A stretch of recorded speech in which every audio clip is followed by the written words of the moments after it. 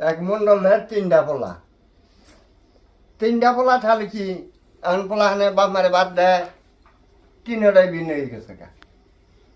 মন্ডল 7 পরগনার মন্ডল, এত জমি জিরা, তারপরেও ভিন্ন হয়ে গেছে গা। তো মোল্লারা যা খাবার দেয় মন্ডল খাওয়ায় না।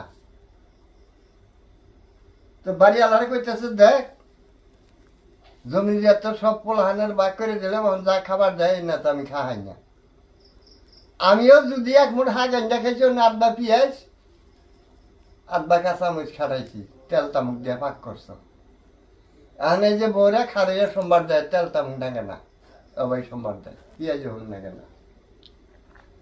তাহলে আমি তো খাওয়াই নাই, উপায় কি? 9 দিনে একবার আগলো, তাহলে হ্যাঁ বাঁচবো গো। 9 দিনে আগ যা বাড়িওয়ালার কইতেছে যে শেষ আমার সারা দোস্ত আছে আমার, তার কাছ থেকে আমার সার নইয়া মরে যায়, আমার আর বাঁচার সময় নেই। 9 দিনে যখন আজকে আগলাম তাহলে আর আমি বাঁচব না। ঠিক আছে, দোস্তার বাড়ি যাই কইতেছে দোস্তানি আমার আল্লাহর হস্তে মাপ দিন। কেন কি হয়েছে? মাপ চাই। কয় দোস্তানি কি কমু, 9 দিনে আজকে আজ জান্ন করে এলাম। কে অল্প লাহানে যা খাবার দেব না আমি খাওয়াই না, তেল ছাড়াই সোমবার দেয়। আমি তো এক মুঠ হাগান দেখাইলেও না আধা পিঁয়াজ দিছি, 100 টাকা খাস তেল খাটাইছি, 100 টাকা মরিচ খাটাইছি, কাঁচা মরিচ।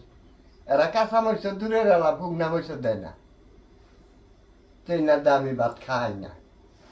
এখন পোলাহানের জমি যেটা বাক করে দিছি, তাকে নামে নেইখা দিয়ে দিছি। এখন তার কিছু কইয়াও কুল পাবো না।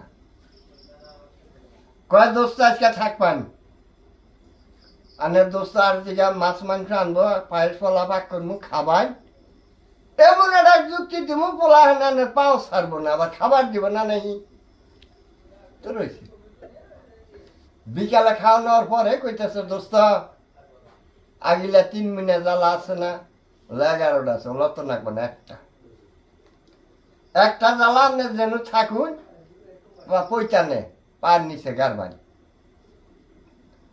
গাইরে ওইটা আমার নাক বান খোরাটা চাপ দিয়া 11:30 বান দেয়া ওর উপর বিছনা ভরে হইয়া থাকবেন। আড়া করে পোলার বউ ডাক দিবেন, জ্বালার কানি দেখাবেন, পুরান মাল করে ছাড়ি নেই। এই যে খাওয়াই কষ্ট দিতেছ বিচার আল্লাহ করবো,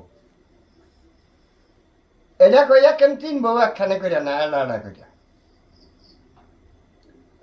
তো ওই বাড়ি চাইয়া ওই ঘরের চৌকার দিয়া দুইজনে বুড়া বুড়ি দুইজনে কইলে দোস্তানি এই যুক্তি দিছে এটা করো না।